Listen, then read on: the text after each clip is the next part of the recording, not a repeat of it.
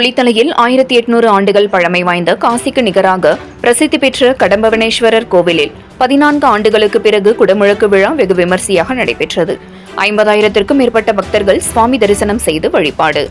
கரூர் மாவட்டம் குளித்தலையில் 1800 ஆண்டுகள் பழமை வாய்ந்த பாலகுஜலாம்பிகை உடனுரை கடம்பவனேஸ்வரர் கோவில் வான் பொய்யினும் தான் பொய்யா வற்றாத காவிரியின் தென்கரையில் குபேர திசையினும் வடக்கு நோக்கி அமைந்துள்ளது. கடம்ப மரங்கள் நிறைந்த பகுதியில் சிவபெருமான் சுயம்பலிங்க மூர்த்தியாக எழுந்தருளி அருள் பாலித்து வருகிறார்.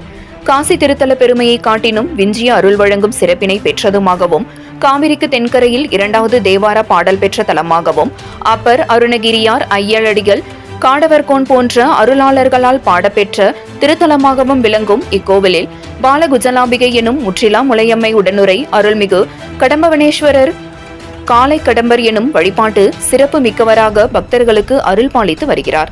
மேலும் பிரம்மதேவர் அக்னி தீர்த்தம் அமைத்து வழிபட்டதும், மகாவிஷ்ணு வேதங்களை மீட்க சிவபெருமானை வழிபட்டதும், முருகப்பெருமானது ஊமைத்தன்மையை நீக்கியதும், அகத்தியர், கண்ணுவ முனிவர் ஆகியோர்களால் வழிபாடு செய்யப்பட்ட சிறப்பு வாய்ந்த தலமாகவும் உள்ளது.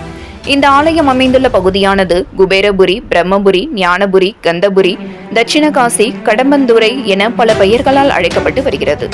இந்து சமய அறநிலையத்துறையின் கட்டுப்பாட்டின் கீழ் உள்ள கோவிலை புனரமைத்து கும்பாபிஷேக விழா நடத்துவதற்காக கடந்த 1 ஆண்டிற்கு முன்பு பாலாலயம் செய்யப்பட்டு புனரமைப்பு பணிகள் நடைபெற்று வந்தன. தற்போது புனரமைப்பு பணிகள் நிறைவடைந்ததை அடுத்து இன்று அதிகாலை குடமுழுக்கு விழா வெகுமரிசையாக நடைபெற்றது. முன்னதாக கடந்த ஜூலை 10ஆம் தேதி காலை கடம்பந்துறை காவிரி ஆற்றிலிருந்து புனித நீர் கொண்டு வரப்பட்டது. புனித நீர் அடங்கிய கும்பத்தினை சிவாச்சாரியார்கள் யாக வேள்வி சாலையில் வைத்து மகா கணபதி பூஜை, வாஸ்து சாந்தி பூஜை, விக்னேஸ்வர பூஜை, லட்சார்ச்சனை, நாடி சந்தானம், திரவியாகுதி, பூர்ணாகுதி, மகா தீபாராதனை உள்ளிட்ட 4 கால யாக வேள்வி பூஜைகளை செய்தனர். இன்று அதிகாலை 4ஆம் கால யாக வேள்வி பூஜை நிறைவடைந்ததும் மேல காலங்கள் முழங்க சிவாச்சாரியார்கள் புனித நீர் கும்பத்தினை ஊர்வலமாக கொண்டு வந்தனர். வேத மந்திரங்கள் முழங்க விமான ராஜகோபுரம், கடம்பவனேஸ்வரர், முற்றிலா முலையம்மையம்மன், விநாயகர், முருகன், கால பைரவர் விமான கோபுர கலசங்களுக்கு புனித நீரினை ஊற்றி குடமுழுக்கு செய்தனர். பின்னர் கலசத்திற்கு சிறப்பு பூஜைகள் செய்யப்பட்டு மூலவர் சாமி சிலைகளுக்கும் புனித நீர் ஊற்றி சிறப்பு பூஜைகள் செய்யப்பட்டது. அதனைத் தொடர்ந்து பக்தர்களுக்கு புனித நீர் தெளிக்கப்பட்டது. 14 ஆண்டுகளுக்கு பிறகு நடைபெற்ற இந்த குடமுழுக்கு விழாவில் சுமார் 50,000க்கும் மேற்பட்ட பக்தர்கள் கலந்து கொண்டு சுவாமி தரிசனம் செய்து வழிபட்டனர்.